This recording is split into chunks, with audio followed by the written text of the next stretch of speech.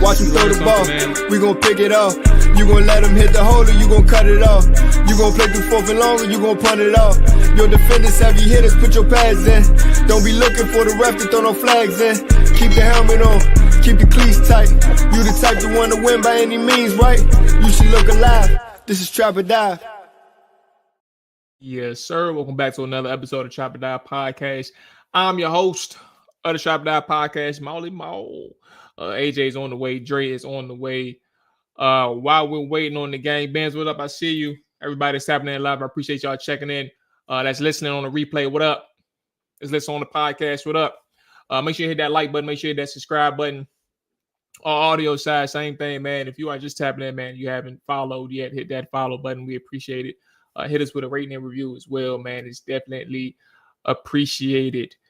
On the show today, clear cut and simple.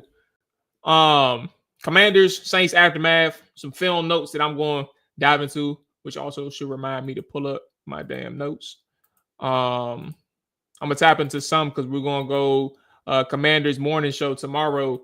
We're going to tap into some more film offensively and defensively. So that ought to be fun. Also, it's going to be a film session coming out on Thursday as well. So I'm going to kind of sprinkle some things here and there so we can kind of get into both sides of the football. Let me pull up my notes. And all right, boom. So yeah, aftermath today. Let's start with while we're waiting, the Commanders got some flex news, man. They said to hell with week 16. We just gonna let y'all know what's going on in week 17. The Atlanta Falcons and Washington Commanders got flexed out of their 1 p.m. slot to their 8 p.m. slot Sunday Night Football. I was actually surprised. Somebody said it today on social media, and that was my first time hearing of it. Or they said it a couple of days ago. I just saw it today. But it dawned on me that, Washington was one of like two or three other games that will make it make sense for them to get flexed into the Sunday night game. I'm a little interested in their decision to move forward with Kirk in prime time. I couldn't be more serious. Like, even after what they just went through last night against the Raiders, I'm like, how is this? Like, what's going on? So I felt that was pretty interesting to really see, like, all right, let me actually rewind that. I think they actually decided, if I remember right, somebody said if the Falcons were to win against the Raiders, they were going to put Washington and Atlanta as that Sunday night game. So I guess it's kind of it is what it is type of deal. Playoff scenarios. Benz, I see you talking about it. Washington does have a way to clinch the playoffs this week. Going into their matchup against the Eagles. So Washington basically in every single scenario has to either win or tie. Atlanta has to lose or tie. But the differences in those two scenarios is the third thing that needs to happen. You need the Rams to lose or tie, or you need the Seahawks to lose or tie. If Atlanta loses and either one of those teams lose and Washington wins, they clinch a playoff spot. There's another scenario where Washington ties against the Philadelphia Eagles. You would then need an Arizona loss, an Atlanta loss, and a Rams and Seahawks loss. So there's like several different things that's going on for Washington this week against the Philadelphia Eagles. Bottom line, though, Washington has to win if they want to clinch Week 16. They don't have to win this week altogether, but they do have to win if they want to clinch a playoff berth this week, or if there is an opportunity to clinch a playoff berth this week. I do agree with the notion that prime time is definitely a must-see TV Jaden moment. It is interesting. I do think that is more so. I mean, honestly, Jaden is the rookie of the year, right? We know that. We talked about it. Dre and I talked about that. I don't understand what the confusion is with with Bo Nix in Denver. He is far from the MVP. And I think a lot of the discussion is just media generated. It makes no sense to me. It made no sense to Dre. But I do think, one of the bigger tests, like I think the biggest thing for Washington is like they have gone this season without like that true statement game. There's nothing wrong with that. They're beating the teams that they're supposed to beat. And if you wanted to make like a Washington like have a statement game early in the season, you can consider that being the Cincinnati Bengals on the road, because nobody knew just what Washington was capable of offensively until that game happened. And they put up 38 on the road. Technically, you can say that's a statement game. But with 3 games left into the season, I mean, sure, you dominated the teams that you're supposed to beat, right? Arizona's a good team. I don't think nobody was really expecting the ass whooping that Washington handed out. But I think if there's one thing that Washington lacks, it's a statement game. The only thing left on the schedule prior to playoffs is Philadelphia. And I bring that up because we talked about Jaden like being must-see TV, right? Prime time, that's one thing. But Jaden overall being must-see TV, I don't think that's far from the truth. I think that's pretty close to accurate, right? But I also want to take into consideration the idea that, this is probably going to be Jaden's biggest test, like no question moving forward, like regular season and playoffs. The reason why I say that, and I don't know how anybody else feel, I was very much certain that going into the Philadelphia Eagles second matchup with the Washington Commanders, I thought that Philly would have had at least more than 2 losses on their schedule, in their record by now. I thought they would have lost to either Pittsburgh or Baltimore, if not both. Dead wrong. They smoked them. They some dogs in Philadelphia. I thought they was a good team, but it's even worse than I thought. Like they're that good. And I think for Washington, when I say something like that, you only have in terms of Jaden and being must-see TV, you can't look like how you look like in that first game.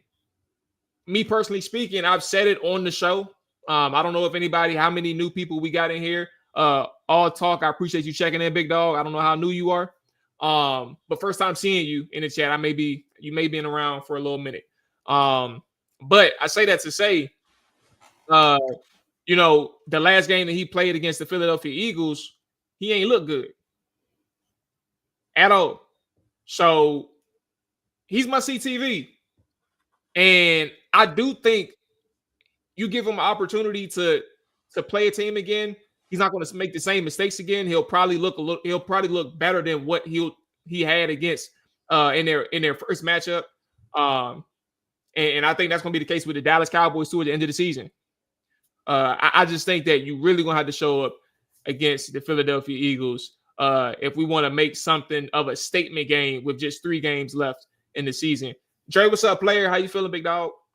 Good, man. Glad to be here. I'm actually feeling a little bit better than Sunday because remember Sunday we was processing how that game went, but now you just happy to have a win, man. Like, I mean, I agree with what you were saying on the Philadelphia Eagles at this point, man. Like Philly, what's interesting about this game here, because right now I think we can say that Philly is a top 3 team in the league right now. At least that's how they're playing.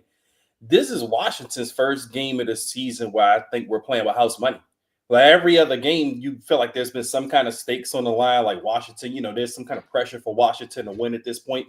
But going into this game, you're playing against a team that's, you're not mathematically out of the division race with Philly, but it seems unlikely at this point that you will win a division. So it's not too much pressure on Washington, and in the sense that Washington right now controls their own destiny for the playoffs. I mean, there's going to be a tight little race, but Washington feels good about, where they at right now, where they're standing right now in the playoffs. And then, after Philly, you have 2 games that you'll likely be favored in.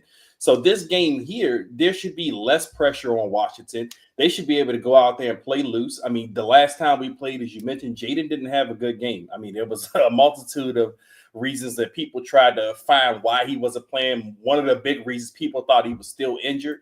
I mean, it could have been a short week. That's what Jaden and Dan Quinn alluded to, but you don't have that this time. You got a week, a regular week of preparation for Philadelphia. You already played them, so you know what they look like. You know what to kind of expect. So I'm excited about what Washington has going for them going into this game, and the fact that there really is no pressure on Washington in this game other than you go out there and play loose and you're playing with house money against Philadelphia. What's up, AJ? Cool, man. Glad to be here with my brothers on Trapper Dive another Tuesday as we head into an important week for Washington. Let me just break down, because I know you had joined like at the end of the conversation. I don't know how long you've been on, but just I was getting to the macro conversation. Somebody had mentioned in the chat that Jaden Daniels is must-see TV and essentially alluding to the reason why they made the primetime switch with the Atlanta Falcons in Week 17. Part of the conversation and why I brought Jaden up in Philadelphia up is this season Washington has not had that statement win yet, in my opinion. I said if you wanted to count one game as a statement win, would be Cincinnati, because nobody anticipated that early into the season what Washington was capable of. And they hung up 38 on the road against Cincinnati, and nobody knew how bad Cincinnati's defense would be at that point. So I figured that would be a statement game if we wanted to count one.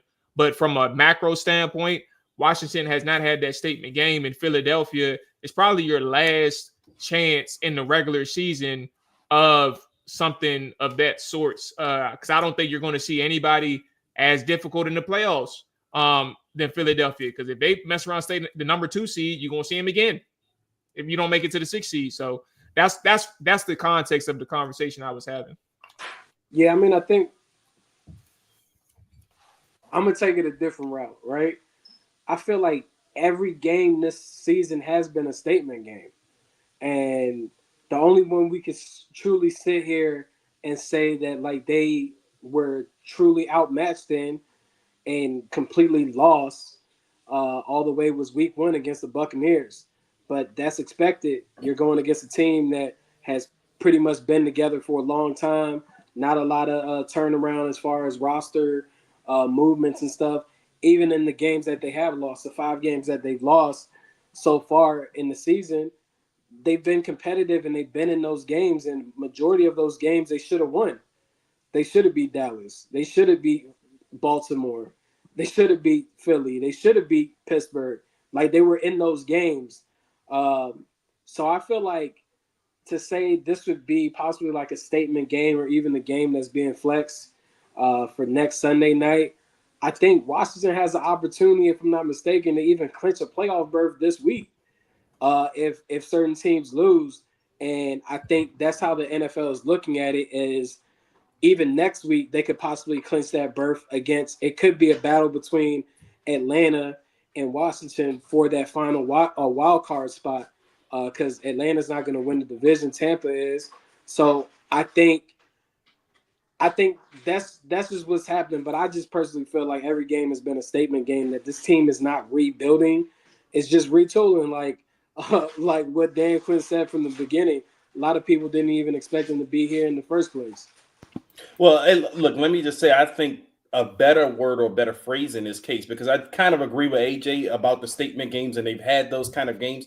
I think the word I'm kind of thinking about is signature win here. And I think this would be their first opportunity for a signature win with Dan Quinn. I mean, yeah, you've had your statement wins where you're telling the league, yeah, I'm here. And, we aren't the same old pushover Washington team. But now you want that signature win against a team that's, in the play, or they're going to be one of the top teams in the playoffs, a contending team. Washington hasn't had that this season. I mean, they've beaten the best teams they've beaten, as Mual said. They beat the Bengals.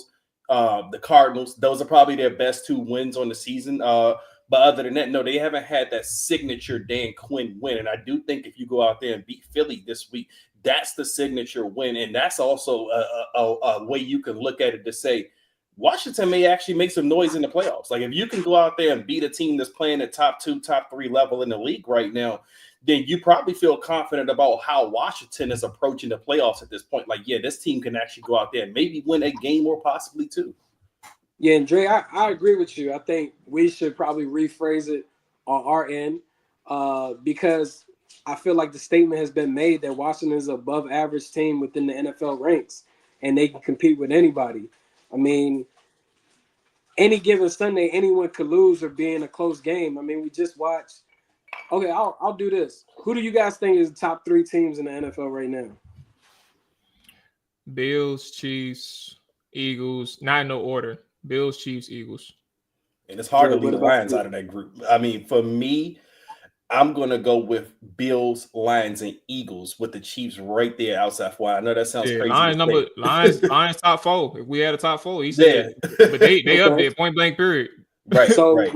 We look at those. We all probably think the same as far as top 3. We look at the Bills. They just went toe-to-toe with the Rams the other week. 42-44 was the score. Like, they weren't stopping nobody offensively on the opposing team. So it's like any week someone could win a game or be in a closer matchup than what you expect. The Eagles were just losing, or in a competitive game, I should say. I can't remember the exact score, but in a competitive game with the Carolina Panthers, where if Xavier Legette makes that catch, the Panthers probably win that game. We also look at who was the other team. We said Bills, Eagles, Chiefs, and Chiefs. Yeah. Chiefs been wishy-washy. You feel me? Like they lost one game. They ain't been like superior. They ain't been kicking nobody ass. Like now you also got the injury bug. Even if we want to say third A is the Detroit Lions. They're losing players left and right. They just lost David Montgomery. They just lost their special D tackle on top of the other losses. Now cornerback Aiden Hutchinson. It's the survival of the fittest at this point. Playoffs is going. The key thing is to get into the playoffs, and anything is possible. Because it's like you just never know who you're gonna go up against. You could even go against the Lions. You could go against the Eagles if you get that 7th seed. But I feel like Washington is capable of competing with anybody that they could possibly be matched up with in the NFC. Key thing is to just get in the damn playoffs. I think there's 2 key points. One of them, the biggest, is just injuries. Like survival of the fittest is the real thing. It's who's going to be most healthy going into the playoffs. Like it's very, very rare that a team can survive without significant players around the team in the playoffs and expect to make it to the bowl. Like and even get further in the playoffs. The only person that really has done that, who's actually the best person that I've known to ever do it, is Aaron Rodgers. He can take a deplete, and I guess Eli Manning to some extent, but they weren't really hurting that 2011 year. But Aaron Rodgers, he did it several times. The year he went to the Super Bowl, they was a little banged up. But the year they made it to the NFC title game against Atlanta, I'll never forget it, bro. Actually, the year they made it against Atlanta, Atlanta made the Super Bowl, and then they made it to the conference championship in San Francisco and lost too. But point being, it's not that many teams who could do it. Survival of the fittest is the biggest thing and one of the key points. But I think the second thing is all about matchups all together. If you aren't good in certain areas, you're going to get exposed in the playoffs. And I think it all depends on what your matchup looks like when you reach that postseason. And that's why I won't move off the fact that Philly, because of what they can do in the trenches, is going to be a headache for several teams in the playoffs, not just a Commander conversation, but what they can do. And even Detroit from that instance, like their offensive line they still in good shape on that O-line. And I think that's what's ultimately that's the strength of their team is that offense. At this point with the amount of injuries that they have. Okay. So let's go ahead and push things forward. Dan Quinn spoke yesterday, fellas. And a couple quick things that he talked about. We can kind of merge this in with kind of the reflecting on the Saints game as well. Let's go. I'm gonna go in order of the conversations that's been brought up. So, Zach Ertz, Jeremy Chin, both in concussion protocol. But he said they'll follow their steps along the way. That's point blank. Period. He mentioned Zane Gonzalez. He said that Zane was close to being ready to go. He just wasn't all the way 100. So he wasn't. It was something dealing with his foot specifically, planning on the turf and explosive movement. So they went with Greg Joseph as opposed to Zane. But they said when Zane is ready, he'll be the kicker. So it sounded like we're still in the kicker abyss. I don't honestly at this point, bro. For anybody out there, I'm telling you right now, I have absolutely no energy left to complain about kickers. Like it is what it is this season, bro. Like there is no more. We need a new kicker or cut this MFer, or wear such and such. It's over.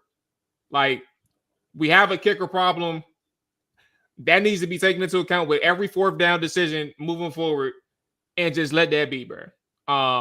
So it's Zane and Greg until further notice. And you know what's even crazier? I don't even remember the dude name who broke the records here. What's his name? I forgot his name. Seibert.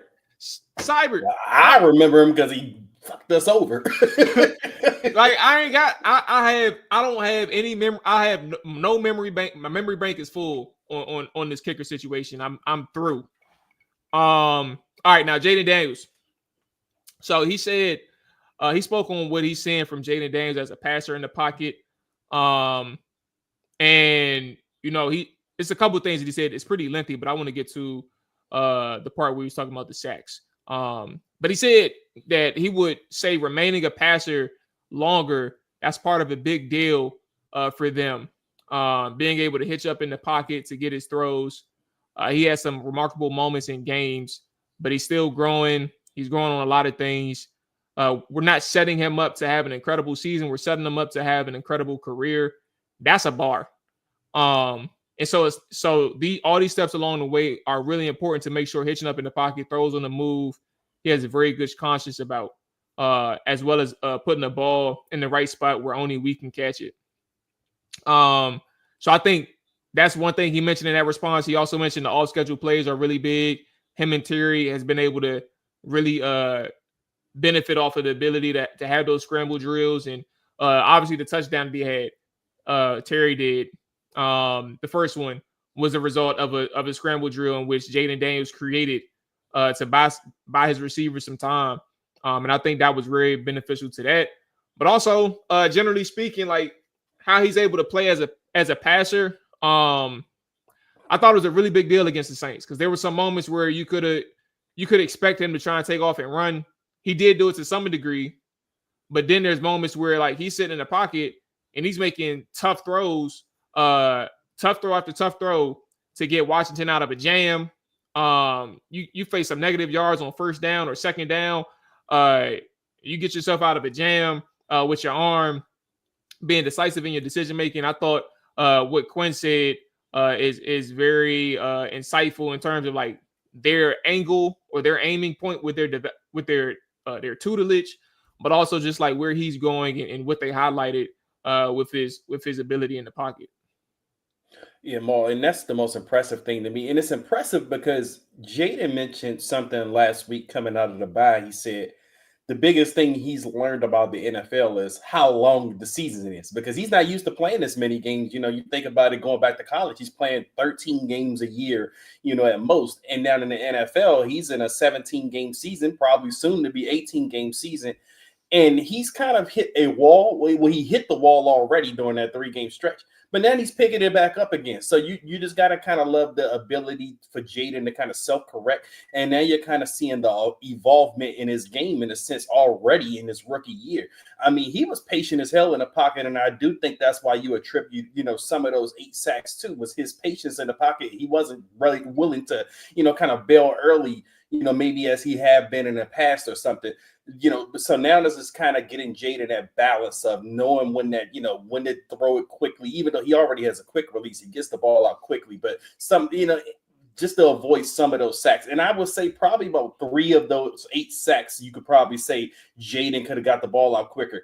Again, I go back to the coverage sacks. I'm like, man, receivers, guys just weren't getting open a lot in that game. Well, at least on those sacks, you know, that's why he was taking those. You look down the field, everyone has someone covered on him. And Jaden's sitting in the pocket, and he's trying to be patient. He's getting sacked. Or even he was getting out of the pocket, and he's running out of bounds 1 yard behind the line of scrimmage, and that's considered a sack. But either way, you see the evolvement in this game. You see him evolving in the pocket in the game. If you look back from game 1 against Tampa Bay, all the way up to now where we are in the season, week 16 we're going into, Jaden is a completely different quarterback from that game. When you look at that Tampa Bay game, that game 1, Jaden was bailing the pocket a lot, wasn't trusting his teammates.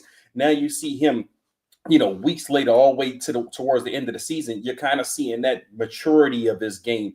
And it just gives you that confidence going forward. Like as Dan Quinn said, they're prepping him for a career, not just a season.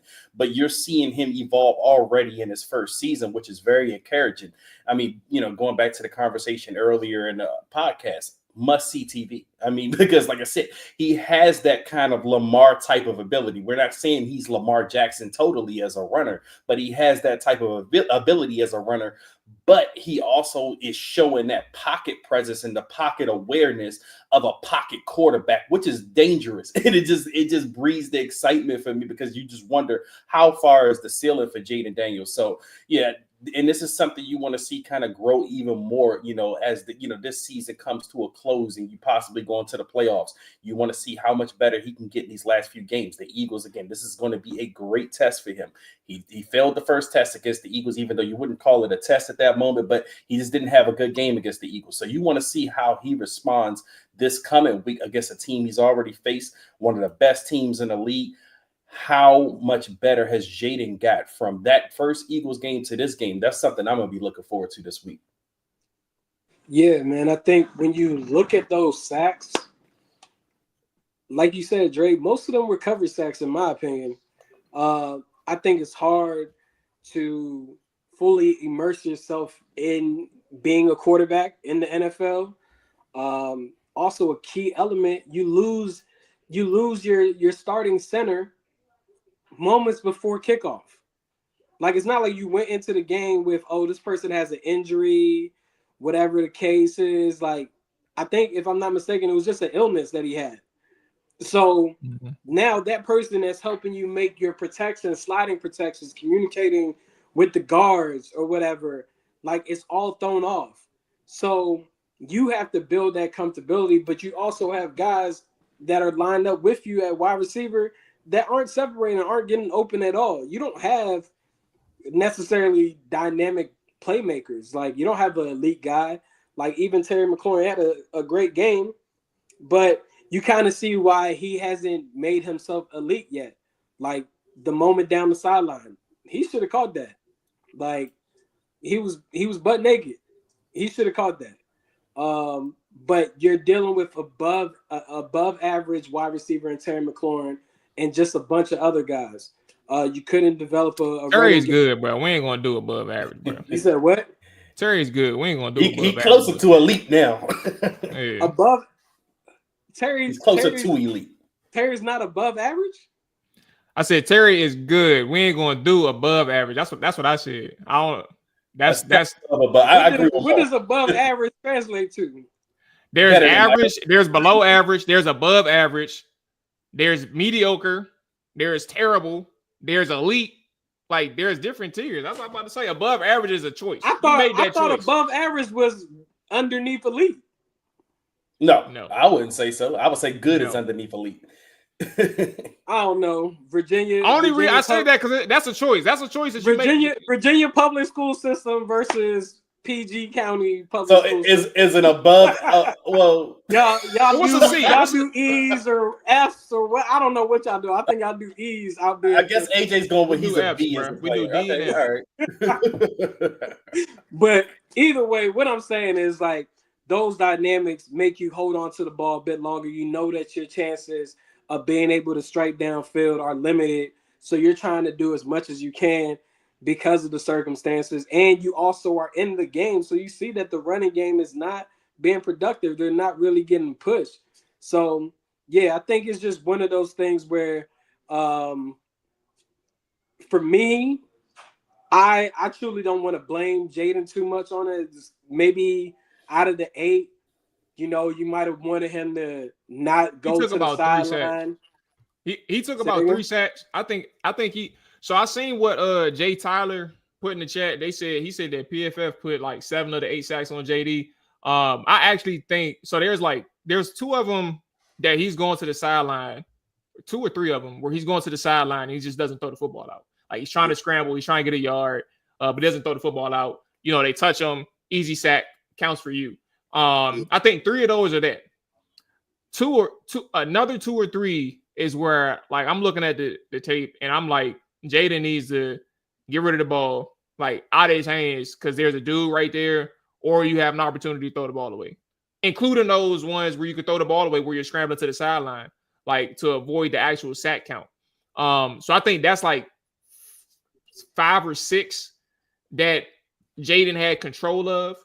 The other, I don't know why it's only just 1 that's not on Jaden. If PFF put it out there, I'm not going to like hone in too much on PFF itself, but I think it was like 2 or 3 where like Jaden doesn't even have a chance.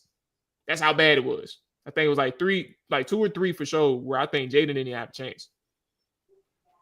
Yeah, I mean, it's just one of those things. It's gonna happen. Like you got mediocre offensive line. I'm not really stressed about it. I think the best thing that could have came out the game is they got to win. For us being lifelong Washington Redskins, Commanders football team fans, in the past, those are games that Washington loses. You feel me? Like for the first time in a very long time, in these close situations, they're getting dubs.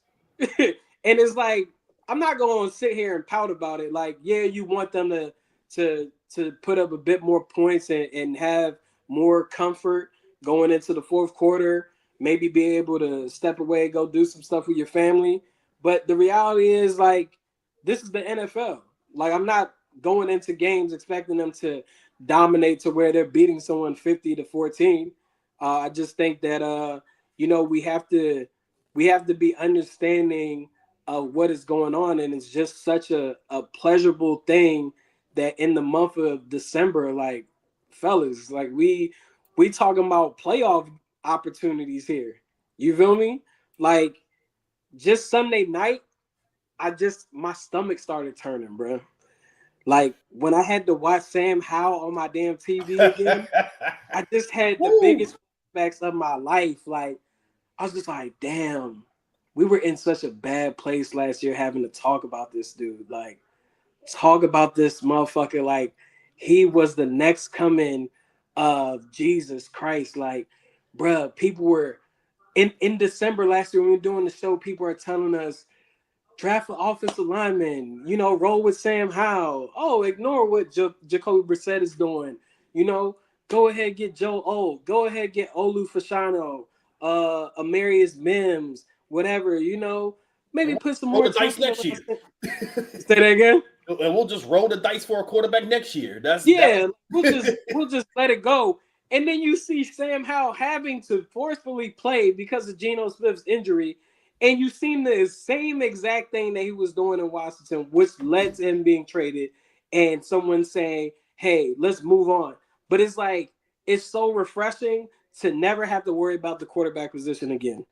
Like never have to worry about that again. Let's keep it So pushing. yeah. So real quickly, fuck them 8 sacks. You got a quarterback for the rest of your life. He spoke on Marshawn Lattimore as well. Quinn did. He spoke on the defensive communication, but also how to judge Lattimore when he doesn't show up in the stat sheet.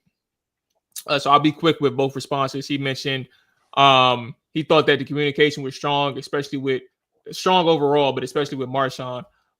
He wanted to hear and see that from him. Thought he did a good job in certain formations. He was pleased with the communication for the first time, and maybe that's the silver lining for him not being able to participate right away. He was able to spend more time with the guys in meeting rooms, and he thought that was a strong point for him in terms of the communication side. In terms of not showing up in a stat sheet, Quinn mentioned, the second part of your statement, exactly like as though, and so through my experience, when there's less attention going to you, that is a sign that you had a really good game. And you can even flip it the other way where some production came more for other players.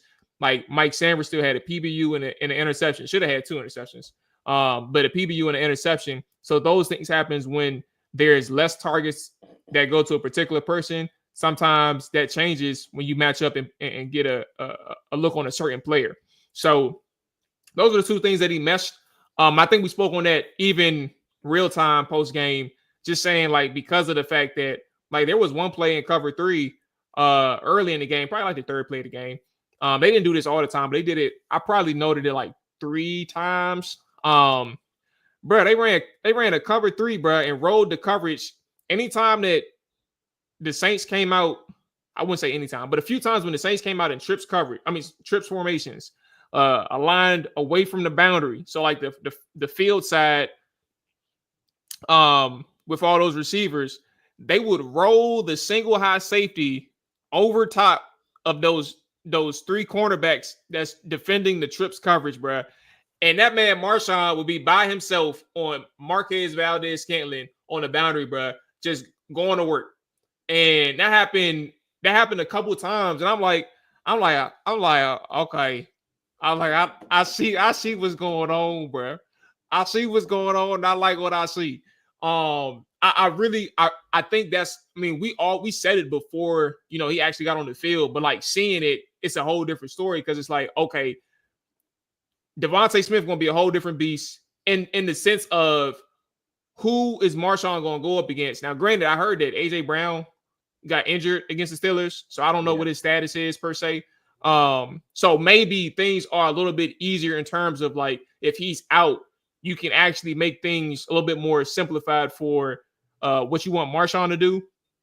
But having him on island in certain plays, bro, and having that attention focused with the single high, like having like that safety net over top of like a group of receivers or group of DBs, bro. Like that was really good to see. And obviously, like we said, Sanders still was a guy who really benefited in the first game, having those opportunities to make some aggressive plays on the football, jumping some routes, getting active at the catch point, and obviously snagging him a pick on a bad decision by that man Hainer. Yeah, man. I mean, it's very rare that before the trade deadline you can get a lockdown corner.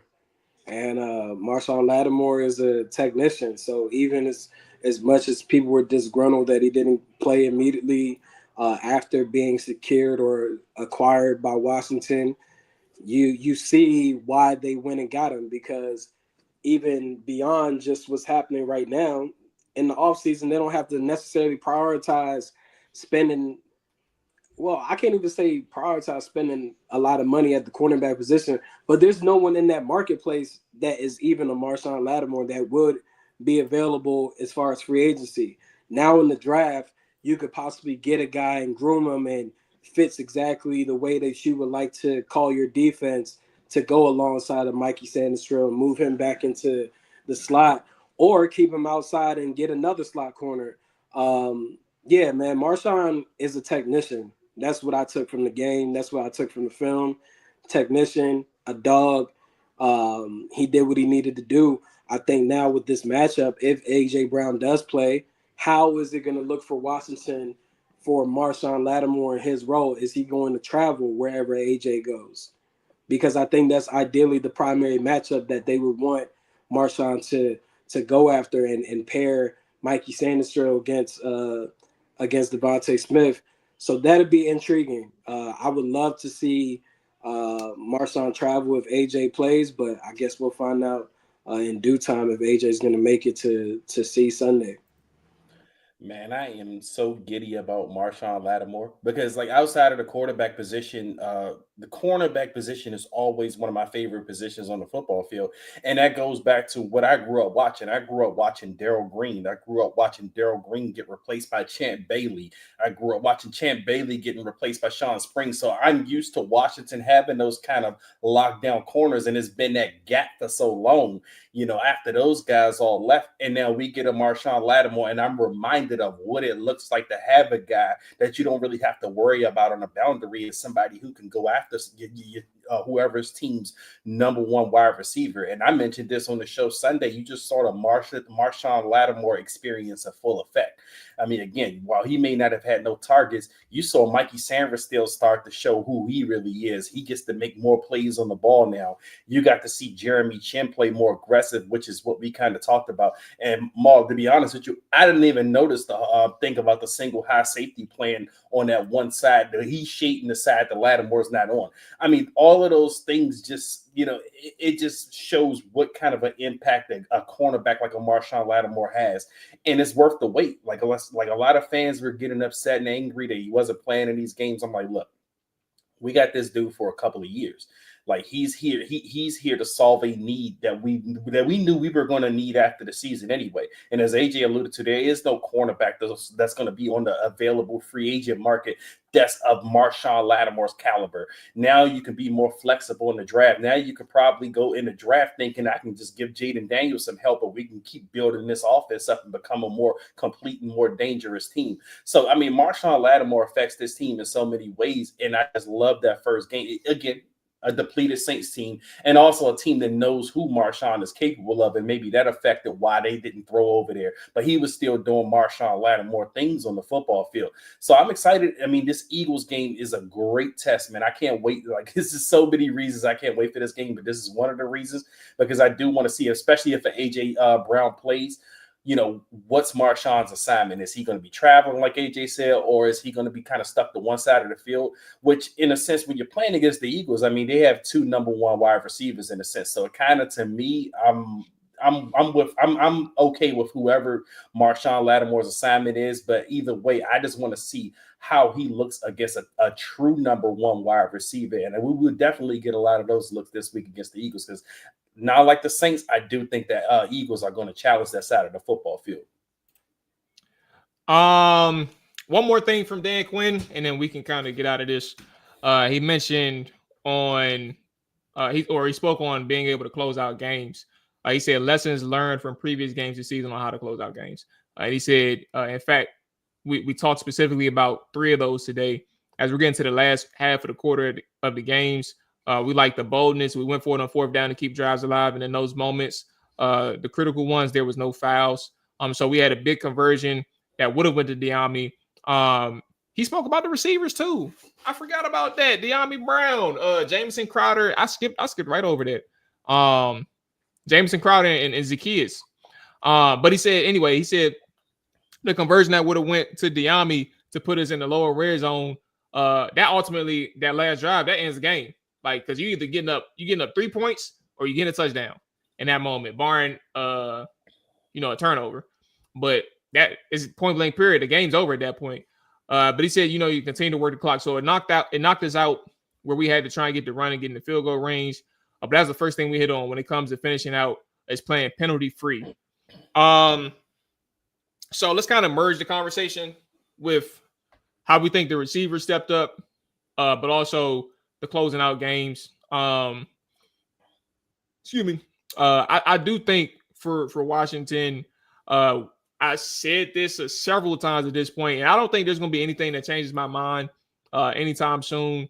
But you are what you are what you are, bro. In terms of your identity, I saw a record I didn't notice in real time, but I think it showed up during the broadcast that Washington was like 500 in one possession games this season, and well, I think they were like 5-5 or something like that. Which ain't bad. Pretty, I mean, you win some, you lose some, right? It's not bad. It's not great. Obviously, we know teams who went like 11-1, things like that. I mean, shit, the Chiefs is doing it right now.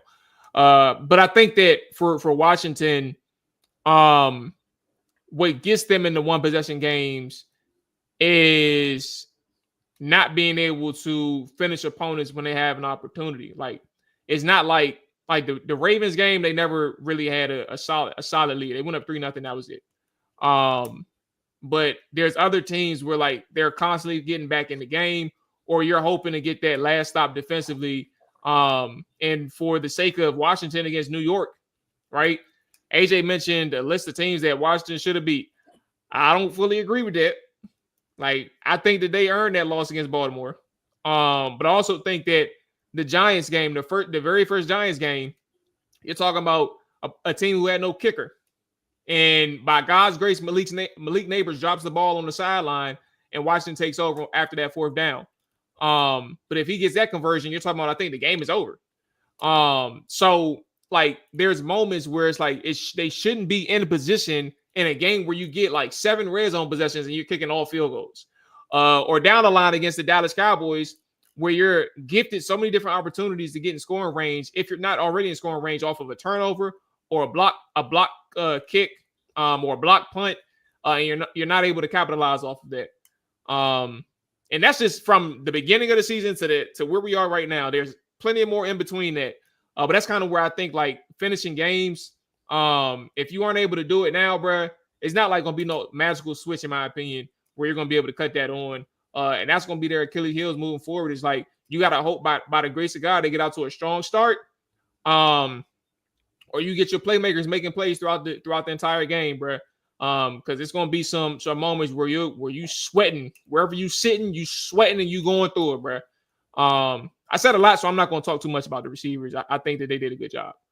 Point blank period. I think Diami showed some aggressiveness. I think that Jamison Crowder in his debut, if not like his second or third game of the season, he was able to use his veteran savviness in terms of getting open underneath. Which was big. And as a key, it's just, he didn't do anything too special, but he read the coverages right against New Orleans. And I think for receivers who are kind of small, being able to work your processing, your coverage processing, and getting open in zone voids is just as big as being able to win at the line with like physicality or being able to stretch the field, especially if you can get some yardage with your legs. So I thought they played pretty good in their debut without Noah Brown. I'm still a little bit concerned, to be honest. I mean, I thought Diami had a pretty decent game for himself. Probably looks even better if he doesn't get that one call back that he had a really great catch on. But I want to see how they integrate KJ Osborne in, if he's going to be active this week. He was inactive this last week. Maybe they're trying to get him up to speed. But either way, I mean, I was hoping to see a little bit more of Luke McCaffrey be involved in the offense. I don't think he had many targets in this game. He may have had like one target the whole game in this game, and I think he caught it, but it wasn't for any yards. So you want to see those type of guys step up. It was nice to see Jamison Crowder come back. He made a bit of an impact in the game. Now, I do wonder going forward if he's going to be the slot receiver. Maybe he pushes Luke even down. And it makes me think. Wait, you said who you think slot? You said Jamison? Well, Jamison, yes. Right. I'm wondering if he's the slot going forward. And to me, it just makes me kind of think where Luke McCaffrey is when it comes to practices and what they see in him, because Jamison Crowder comes off of IR in his first game, and he's already getting more looks than Luke McCaffrey is. and OZ kind of got bumped up as well in the target order. So, I still want to see more from Luke. Diami, like I said, he did the most, I think, with his opportunities, much to AJ chagrin, But yeah, again, but still, to me, I just saw too many coverage sacks in this game that still makes me a little bit concerned about the wide receiver group as a whole. I mean, Terry's having a fantastic season, but he's one man. And now you have the injury to Zach Ertz. So, now what happens with that pass catcher group? You got the concussion with Zach Ertz. So it's going to be interesting going forward if this affects Jaden in any kind of way, or if guys are just going to step up. I mean, we've been talking about it, next man up. But, I mean, the group as a whole, I guess, like I said, the game wasn't too bad. But, again, I'm worried going forward with them, even more so than I was worried before the game. All right. Well, let's go ahead and take a break, which we should have been done. And let's talk to y'all about these good men and women over here at Underdog Fantasy. Underdog Fantasy is the best place to play champions. So sign up now using promo code TRIBEDIAL to get up to $1,000 in bonus cash instantly. This season, Underdogs will be running a special promo or bonus almost every single day, such as Profit Boost, where you can pump up your winnings in just a tap when you apply the bonus eligible entries, apply to boost the bonus eligible entries, as well as discounts where you get adjusted projections on certain players' stats to give you a better shot at the big dub. Free picks, man, are basically sure thing, as we all know. Hit higher on that 0.5 stat that you see on a favorite player that you like. And all new users get a free pick, man. I tell you about the Red Zone Rush. I tell you about the Air Raid specials where you swipe left or swipe right on a player that you think is either going to score a touchdown in the Red Zone Rush, or swipe left or swipe right on a player that you think, or a receiver that you think is going to get over 50 yards or 49.5 yards receiving. That's my go-to. So on Thursday, when I come back, I'm going to tell you exactly what I got lined up for you. They did me dirty this week, bro. I ain't going to lie to you. Anyway, download the app today. Use promo code TRIBEDIAL to get $1,000 in bonus cash instantly. I repeat, download the app today. Use promo code TRIBEDIAL to get up to $1,000 in bonus cash instantly. You must be 18 or older, 19 older in Nebraska and Alabama, and 19 older in Colorado for some games. 21 plus in Massachusetts and Arizona, and present in the state where Underdog Fantasy operates. Terms apply. Void in Colorado. If you're concerned with your play, call 1-800-GAMBLER or visit www.ncpgambling.org.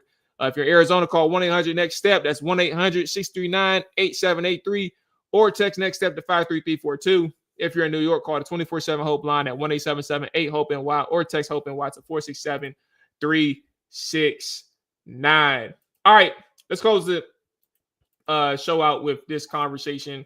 Oh, Lord, I didn't close out the interview.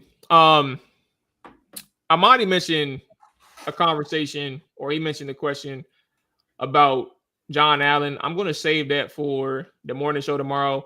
Morning show is live tomorrow at 6 a.m. But that's definitely something that's interesting that was reported over the weekend. Yeah, Luke McCaffrey, bro. Dre, you had mentioned your conversation, or in your response, you had mentioned Luke McCaffrey, and I'm surprised you didn't notice this. But yeah, now Luke is, I don't know exactly what's up with Luke, but the last about 3-4 weeks, his snap percentage has been on the decline. And he played a little bit more as a season, like early in the season, middle of the season, but his snaps, like given, I think around the first Philly game is when it started to decline. And I think for me, I had posed the question. I wrote an article actually about this.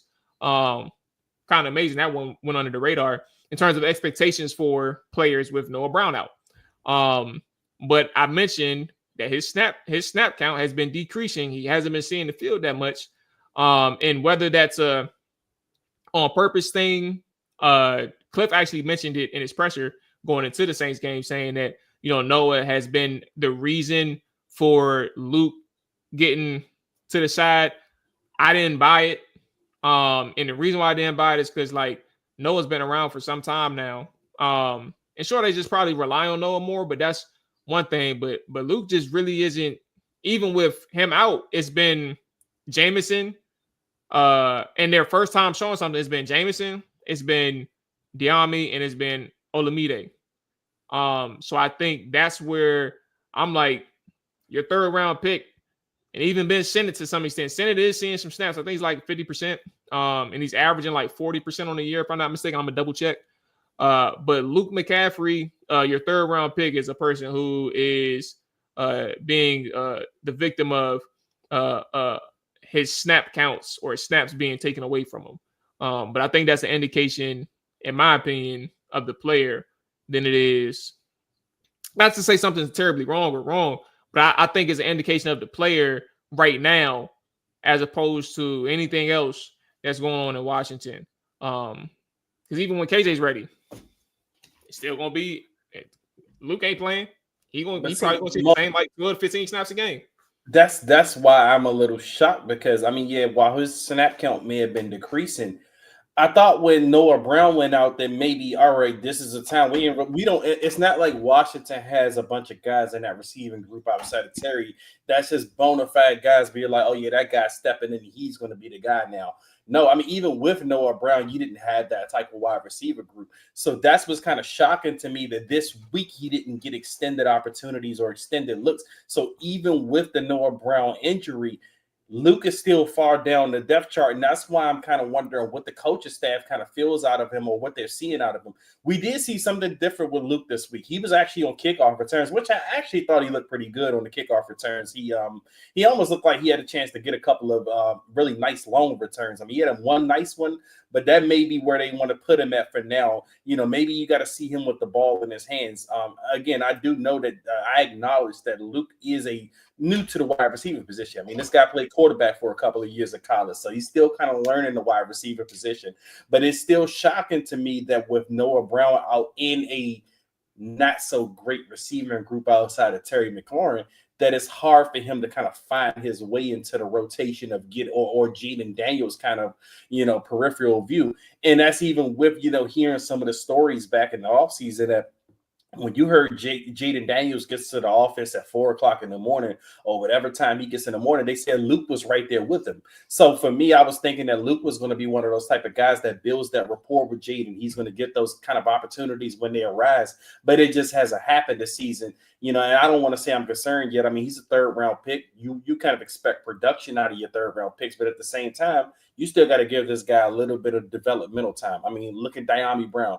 Diami Brown was a third-round pick. Now, while he still hasn't put it all together in NFL, he hasn't been a star or anything like that. I knew AJ was going to say something. But Diami Brown is at least a part. He's been here for years, and he's been a part of this wide receiver group rotation or whatever. But it's taking him some time. But either way, you still got to kind of give these guys a little bit of developmental time, and especially with knowing with Luke's situation that Luke hasn't been a guy that's played the wide receiver position long. Maybe we just have to give him a little bit more time to kind of get settled into that role. Hey, man, ain't nobody got time for that. Bruh. Developmental, Diami Brown is still developing. So it's man, when you take somebody third round, you need a contributor, bro. And if you're not getting the snaps, that means they don't feel comfortable with what you could do out there on the field. I mean, I guess they're utilizing him in the kickoff game. I feel like you said, Dre did a fairly good job at that. But I just think, how do I say this without coming off the wrong way? I think the conversation with some people within the fan base, and I think it's Great White Hope, him and Ben Sinnott, two great white hopes. I think they want to see them succeed so bad, but don't understand their limitations. And it's just not there. Like Ben Sinnott, he's getting snaps because he can block, right? And I think he's doing a good job in that perspective, but he's not going to be an all-world tight end this year. And with Luke, if you're seeing 12 snaps at the wide receivers position and it's starting to decline as you're losing players such as a Noah Brown, that's pretty alarming. Because if anything, it should be more increased because you've been around, you understand things. So if a KJ Osborne, yes, he will be new to the team, but if he's seeing, double the snaps that Luke is seeing, that's even Jamison Crowder seeing more snaps than Luke is a bit concerning because Zacchaeus and Jameson are both slot guys, in my opinion. They're not guys that are really going to win on the outside. With Luke, he has the advantage of his size, but yeah, I don't have any hopes for Luke. It is what it is. Keep coming early to practice with Jaden. That'll go a long way within NFL GM conversations and keep you around the league.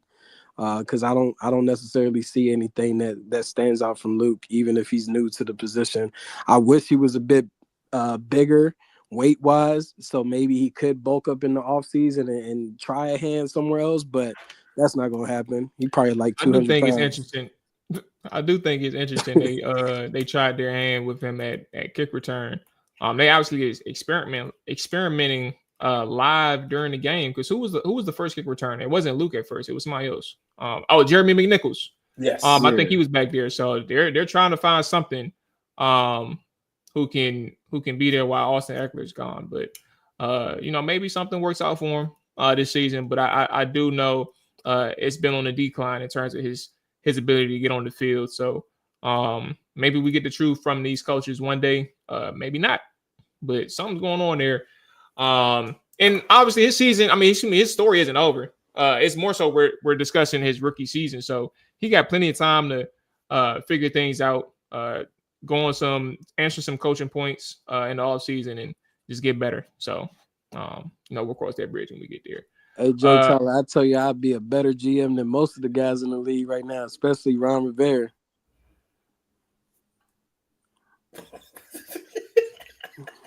So, reading what he said. Bro, ain't nobody got time to wait, bro.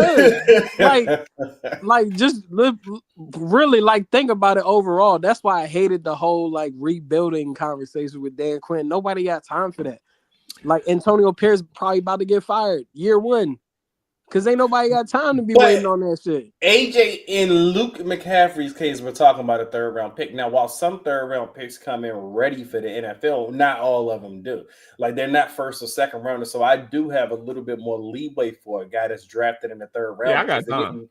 They were drafted in the third round for a reason and not the first or second round. But I'm also very aware that your first 3-round draft picks, even 4th round sometimes, they need to be contributing, especially if you got needs or holes on the team. If you draft somebody at that position that has a hole and it's not a luxury pick, they need to be contributors, bro. And that's the kind of difference that we need to kind of point out because this was a big deal with previous regimes, Double R.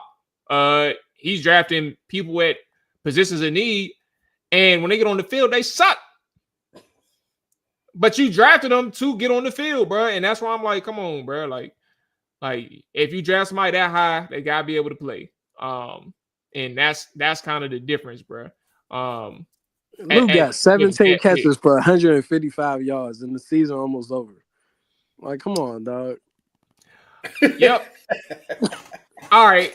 That's gonna go ahead and wrap it up for us. I appreciate everybody who tapped in live, that's watching, listening. Appreciate the new chatters. All talk. Appreciate you checking in. I know we got Vanilla. He the morning show crew. Appreciate you checking in.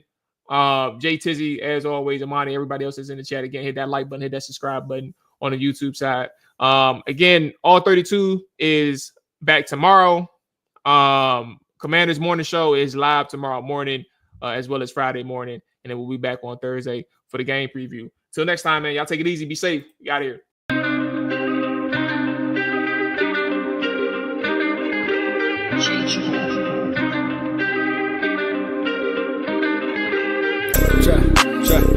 Chop it down.